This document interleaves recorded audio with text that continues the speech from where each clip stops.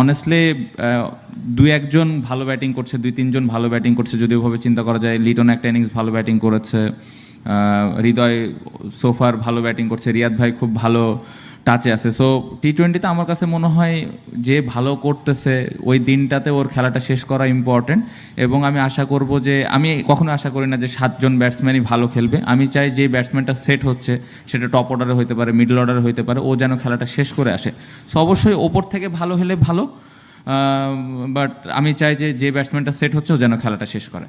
দর্শকের কথা যেটা বললেন খুবই ভালো লেগেছে। নিউ ইয়র্কে যখন খেলছি বা ডালাসে যখন ম্যাচটা খেললাম, সবাই এসে সাপোর্ট করেছে, ম্যাক্সিমাম দর্শক আমাদের ছিল, যেটা অবশ্যই প্রত্যেকটা টিমের জন্য বাড়তি একটা অনুপ্রেরণা তো থাকে। বাংলাদেশ থেকে না হোক, এখানকার যারা লোকাল আছে, আমরা এর আগে যতবার বাইল্যাটারাল সিরিজ খেলতে আসছি আমাদের কিন্তু অনেক সাপোর্টার ছিল। সো আশা করব যে কালকে এখানকার লোকাল যারা আছে তারা এসে বাংলাদেশ টিমকে সাপোর্ট